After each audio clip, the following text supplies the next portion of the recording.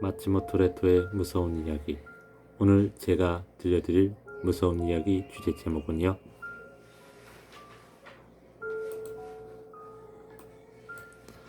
무척 즐거운 듯한 목소리입니다. 그럼 지금부터 이야기를 시작하겠습니다.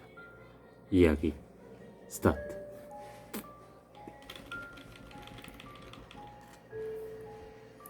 고등학교 졸업 후 특기라고 해봐야 눈이 좋은 것 정도였던 내가 다행히 부동산 회사에 취직했다. 부동산에 대한 기본적인 이해와 민법 공부, 자격증 준비까지 여러모로 바쁜 생활을 보내고 있었다. 처음 발을 디딘 사회에서 마음이 꺾일 것 같은 적도 여러 번 있었다. 당시 사귀던 여자친구와 헤어지고 갑자기 아버지가 세상을 떠나시기도 해서 여러모로 힘겨운 생활이 이어졌다. 하지만 사람이 숨을 쉬고 일을 하고 밥을 먹으면 멋대로 시간을 흘러간다. 정신을 차리니 어느덧 입사한 지 3년 남짓 지나 있었다. 다만 아무리 일에 익숙해졌다고는 해도 피로는 일을 하는 만큼 쌓이기 마련이다.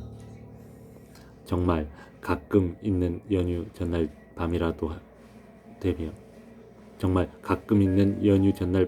되면 이불도 안 덮고 죽은 듯 침대에 쓰러지곤 했다.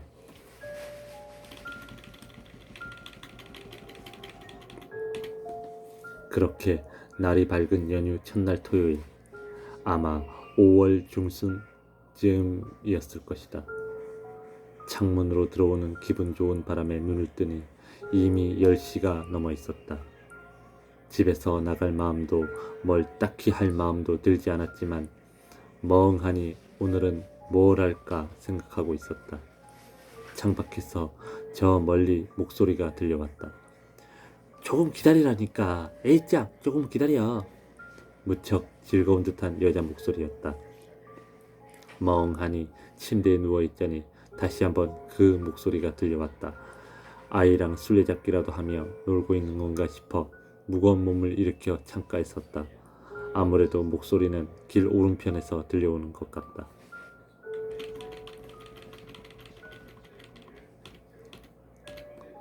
우리 집은 대로에서 꺾어 들어가는 30m 정도 되는 짧은 길가에 있다. 지은 지 10년 정도 된 2층 아파트. 거실과 방 하나 부엌.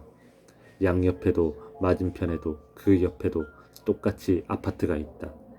뭐 혼자 사는 사람이 많은 골목이다. 햇빛을 받아 때가 낀 게 잘 보이는 창문을 바라보며 내일은 창문이나 닦을까 생각하고 있던 찰나 시야에 아까 그 여자가 들어왔다. 정말 기다리라니까. 예!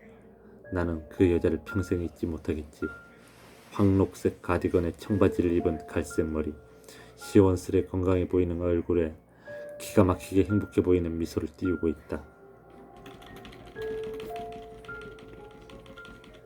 30대 중반 정도 나이일까? 팔을 약간 아래로 내밀고 종종 걸음을 하다가 멈춰 서서는 역시나 기가 막히게 행복해 보이는 미소를 짓는다. 하지만 그 팔 너머에는 길만 있을 뿐이다. 옆에서 보면 혼자 웃는 얼굴로 소란 떨며 길을 걷는 여자로 보이겠지. 아무것도 없는 공간을 뒤쫓으며 지금 생각해보면 그 나름대로 씁쓸한 이야기지만 그걸 본 순간 나는 내 자신이 어딘가 이상해졌다고 생각했다. 너무 지쳤구나 하고. 그 여자는 그렇게 생각할 만큼 자연스러웠다. 미소도 아이를 부르는 목소리도. 마치 가족 사진을 찍었는데 우연히 아이가 파인더 밖으로 뛰쳐나간 것 같은 감각이었다. 그 감각은 눈을 부릅뜨고 다시 바라보고도 그 여자가 대로를 향해 골목을 벗어나 교통안전 거울에 비치던 그림자가 사라질 때까지 이어졌다.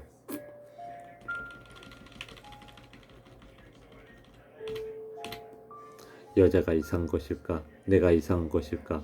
아니면 둘 다일까? 어떤 것이 정답일지는 알 수 없다. 다만 어느 것이 정답이더라도 무척 슬픈 일이라고 생각했다. 현실적으로 보자면 둘 다 이상한 거겠지. 보이지 않는 무언가를 향해 웃으며 말을 건네는 여자도, 골목을 벗어나 교통안전 거울에 비치던 그 여자 조금 뒤에 따라가는 아이, 그림자를 분명히 목격한 나도 이 이야기는 여기서 끝이고 제대로 된 마무리고 뭐고 없는 데다 별로 무서운 이야기도 아닐지 모른다. 하지만 이런 걸 몇 번이고 보게 될 때마다 느낀다. 잘 알 수 없는 것만큼 두려운 것도 없다. 이 이야기 끝.